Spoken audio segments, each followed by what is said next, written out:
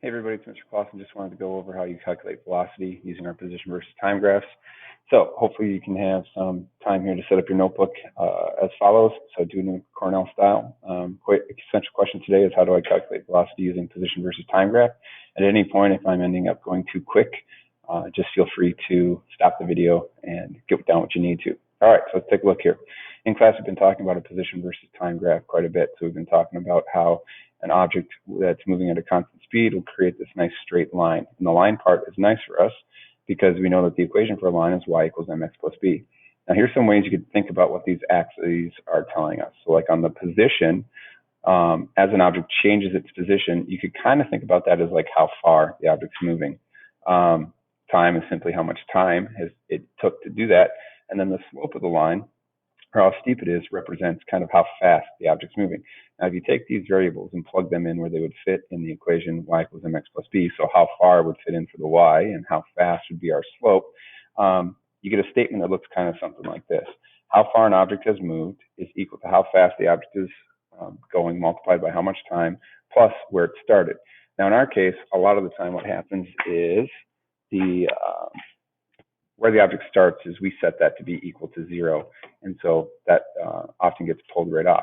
Now, if you're thinking how far, how fast, you might be tempted to put something like this. How far is distance and how fast is speed and how much time? Well, that's just time. But it's not really the best way to think about what we're learning here in class today. So if you go back to this, remember I said change in position. So this is a position versus time graph. This will show you, the y-axis shows you how much the position has changed. And so what we can do with that is you should be thinking in your head that that's not called distance anymore. All right, so we're not talking about distance anymore. Really what we're talking about is displacement. Okay, so displacement is an object's change in position.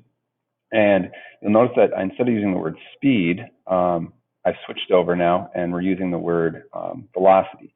And what we got to think about this is when you look at a position versus time graph, yes, the slope can tell you how fast the object's going, but it tells you something more than that. If you take a look at this, because the slope is positive, it tells you that the object is, we would say moving in the positive direction, or you might think forward. But you could also have a slope that looks like that. Well, this would be a negative slope, and so what does that mean? It means the object is going back the other direction.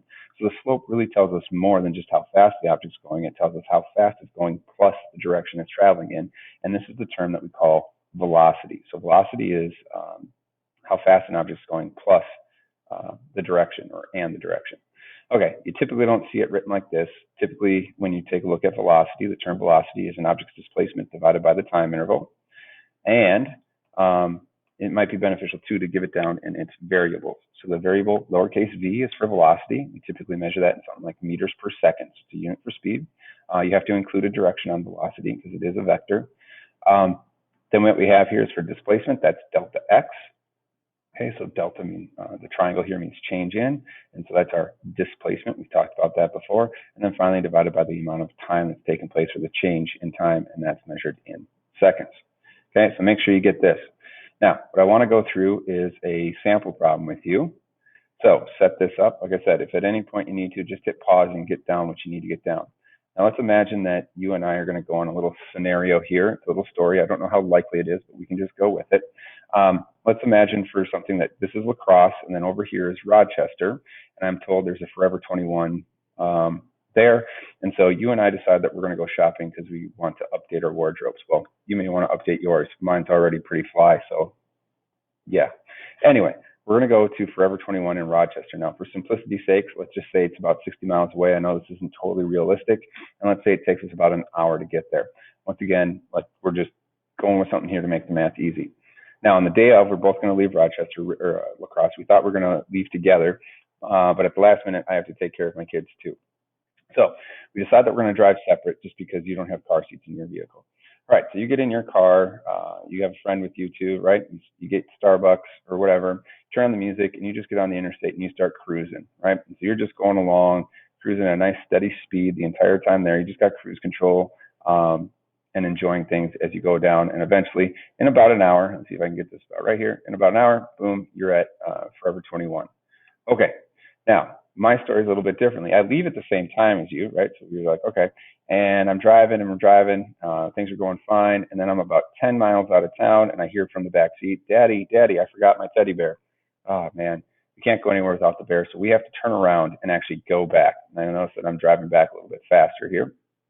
Okay, we get the bear, and then we start getting back on the interstate. All right, so I'm not too worried yet because I don't have to do anything too bad. All right, but we get about this far out, and all of a sudden I hear, Dad, I got to go potty. So, well, as soon as you hear that, we have to take a stop here in the van and take a potty break. All right, so that takes a little bit of time. We're not going anywhere. Finally, I need to get back on the road, and I got to get cruising. All right, so I have to speed up. Finally, I make it to Rochester. You're getting out of the parking lot, out of your car in the parking lot. Things are fine, and I come screaming in, pulling into the stop, and we screech to a halt. All right, so there's our two trips. Yours is the red line, mine is the blue line. Now you might say, what's the big difference between velocity and speed? Why make this distinction here? All right, so let's take a look. What would be your average velocity? Well, we learned from before that average velocity is change in position divided by time. So your original position was 0, and then you ended 60 miles away. So your change in position would be 60 minus 0, and your change in time would be 1 hour. So if you do this, your velocity would be 60 miles per hour. 60 miles in 1 hour, 60 miles per hour. Now remember, I said velocity is a vector, so we have to include a direction. Rochester is roughly northwest from here, so we'll just say, you were going northwest at that time. Okay, let's take a look at my average velocity. Okay, my change in position, I started at 0. Okay, I did a whole bunch of things along the way, but I ended up 60 miles away. And if we take a look here, there's my average velocity. It's the same as yours. I ended up the same 60 miles in 1 hour. But average velocity doesn't really cover exactly what our trips were like, because driving in my car was a lot different than what it was like for driving in your car.